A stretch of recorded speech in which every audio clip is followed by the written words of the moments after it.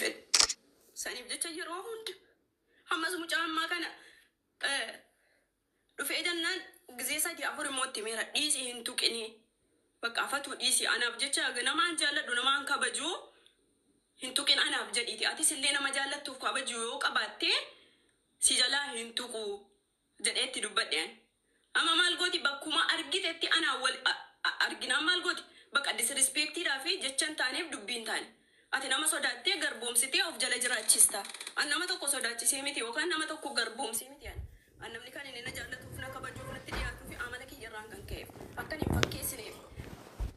Osoo nama faayidaa barbaaduti namni akka kiyyaa faayidaa barbaadu hin jiru gin fakkeessee akka hin taane tahee akka hin taane godhee wanta akka hin fedhu an miidiyaa kanarra.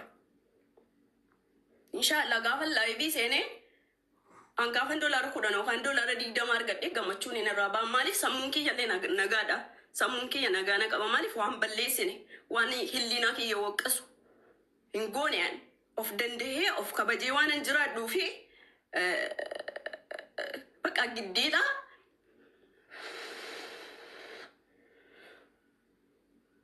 Yeroo baay'ee namni caamaa ofiitti nama lakkaa'a. Jireenyi biyya lafaa illee xiqqaadha. Akka fedhe maraachuus akka fedhe ta'us erga miidiyaa kanatti dhufee ta'uun fedha. Gina haganaa danda'ame ittis dubbadheera ittis himadheera kana booda narraa dhaabbadhu.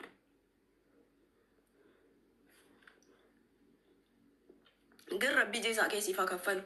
Garuu immoo akka kana nama hunda nyaata ammoo umurii guutuun jiraadhan jedheen. Akkanattis immoo naftu ati. Umurii nama bakka takkatti dhaabbatee hafuu hin jiru.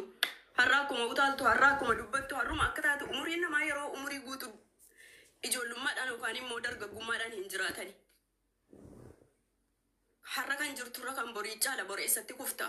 Osoo akka nama raattu osoo nama siif yaadu nama si jaallatu nama siif cinqamu nama siif kabaju bakka kufiitii kan kee hammeenya kan kee hin feene yeroo hunda mataa keessa dhooftu hammeenyaan yookaan immoo baalagummaa yeroo hunda irra deemtu macarrashaan kee maal akka ta'u beektaa? Eessatti akka kuftu ni beektaa? Sigaa bakka yeroo hunda nama nyaachuu bakka nam tokko guyyaa tokko wajjin nyaattee dhuddeetta taanaan hilliinaa qabaadhu bakka jira mitiiree hamma ta'e wayii bakka nama wajjin nyaadhee dhuge tokko akkamittiin jecha akkanaa jedha akkamittiin gocha akkanaa jedha jedhiiti of qabuu yaali. Yeroo hunda nama yaabbataan jiraatiin. Akkaataa sirra ol baatee immoo jettee iyyitu Fatihaa Mujaahidi. Akkasiin immoo akkaataa sirra baatee jettee iyyitu arraba yoo ta'e barumsa naman gaafatu. Disrespect nama gochuu yoo ta'e akka fedhan maraachuu yoo ta'e wanni waan takka jechuudha barumsa nama gaafatu hin jiru miidiyaa kanarratti. Wanni barumsa nama gaafatu aqlaaqa qabaachuudha amala qabaachuudha. Of gaafaati kabajje namni si kabaja. Malee barumsa nama barbaachisu atarra gadi baatee abbuma fedhe irra deemta taanaan bakka namni nan sodaatu jettee abbaa fedheen irra mataarra ba'uu hin dandeessu. Anummaan kun iyyuu likkii kan keessatti mi anummaan kun iyyuu si achi ta'uu hin danda'an garuu waan na dhorku jira. Har'a booda muka maqaa kiyyaa gaariidhaan illeen hamtuudhaan illeen nan beektu sin beeku nan nyaachistu sin obaasu anis nan nyaachistu nan obaastu anis sin nyaachistu sin obaasu achinarraa fagaadhu bakka. Fatihaa irratti hin arge hiriyaa gaarii yoo jala deemte karaa gaarii hiriyaa badduu jala yoo deemte akka kana gadi baatee afaan dheeratta jechuudha. An umurii kiyyatti gadi ba'ee akka kana asirratti dubbadheen beeku'an. Kana booda si gaha bakka. Maal hagaati namiitee fi maal hagaati na fayyadde argeen jiraan. Ani immoo akka keetiin maraatu ta'ee jiraachuun barbaadu waan ta'eef galatoome. Kana booda muka maqaa kootiin dha'e muka maqaa keetiin dha'u achumatti nagaan jiraadhu. Nan beektu immoo sin beeku. Toltuudhaan dogongoraan maqaa kiyya nan kaasin. Ani immoo namni waggaa meeqa callise gaafan gadi ba'ees immoo si achi ta'uu hin danda'an. Banagaraachin laya badduu kiyyaaf yookaan hamtuu kiyyaaf immoo yookaan immoo waan hin taane madiin gooti waan hin taane madiin taatiidhaan immoo wanni ansi sodaadhu wanni amma xurii qeensaan jiru. Durumaa gaafan hiriyyaa kee ta'ee jiraadhu waan na dhukkubuu fi waan na gammachiisu sitti baafachuun sodaadha. Sababbiin isaa maali beektaa? Waan ati akka feete sii taanii akka feete wajjin taatu akka ati dhuftee natti dubbattu waan hin beekuuf of dabarseen kennu sitti. Kabaji kana booda. Assalaamu alaikum madu. Waalaikum assalam. Jirta akkam? Miira keessaa bahi.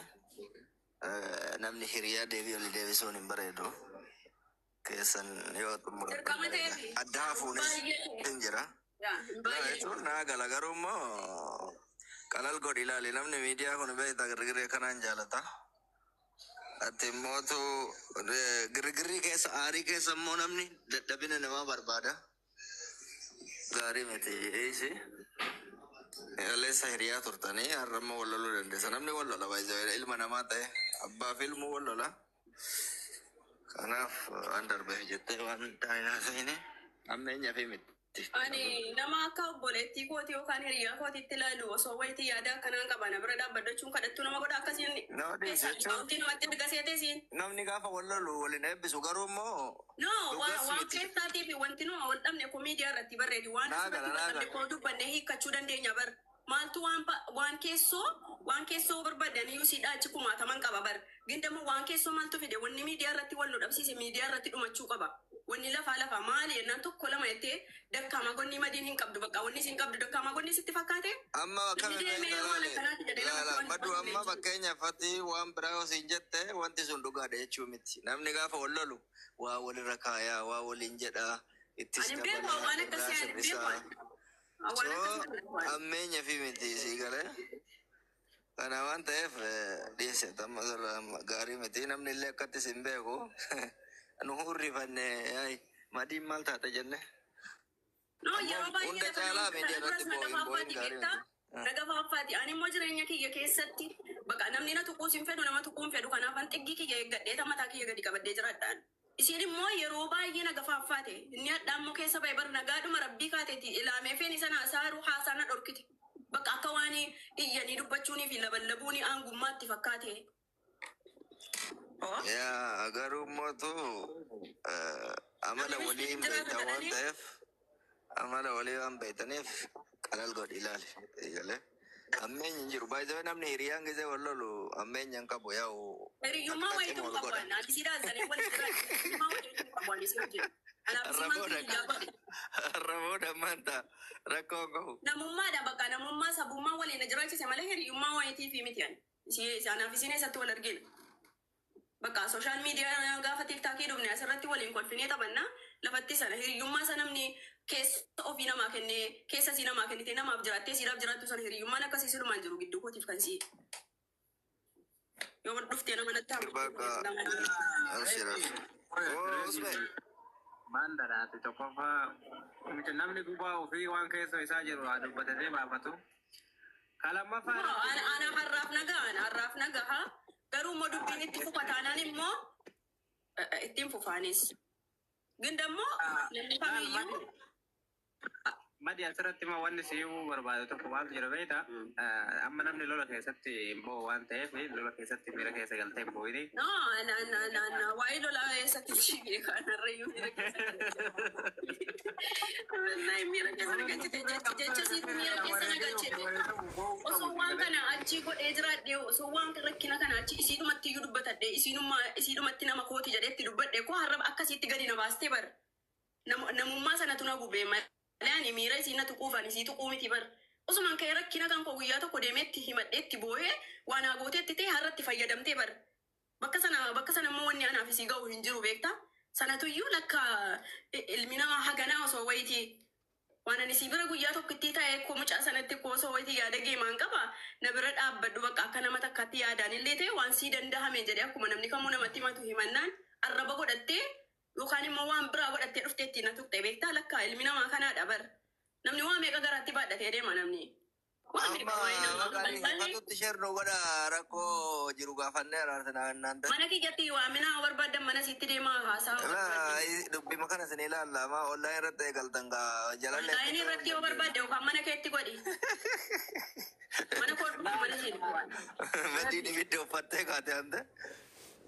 Madiin absoo bareedarra jiranii jechuun nu ta'ee jedhamu qabdu dhugaa dubbachuu. Namoonni baay'een akkanatti muufatanii nu badhaa garuu mucattiin obboleettiitii gaarii miti. Yoo amma reedi dhaga'i. Masaayitanii gara biraatti fiddan jedheetanii ofirra itti seene bar. Haasaa jedhee miti haasaa gisee eegalti haasaa jittuma fuqa.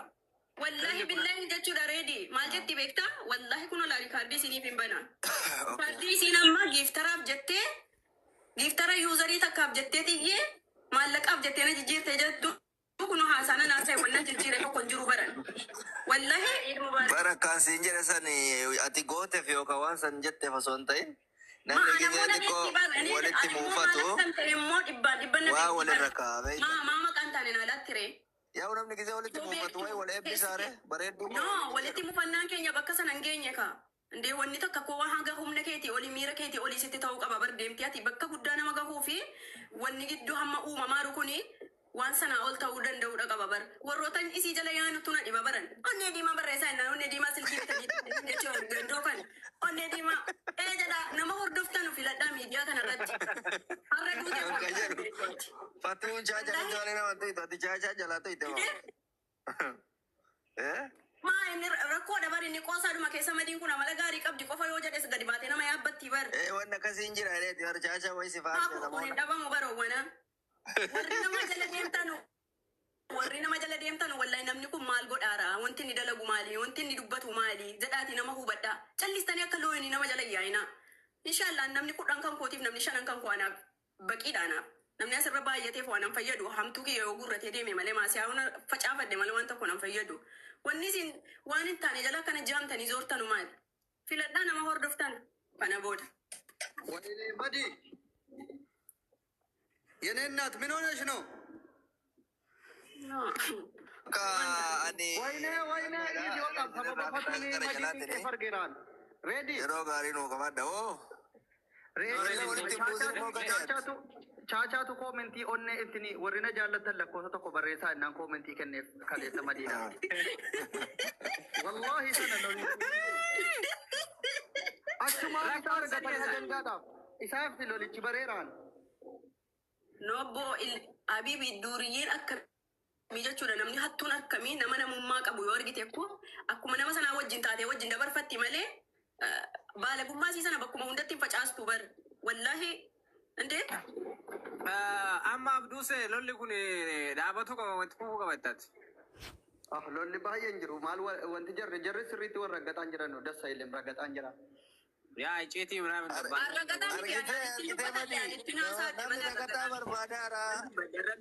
nama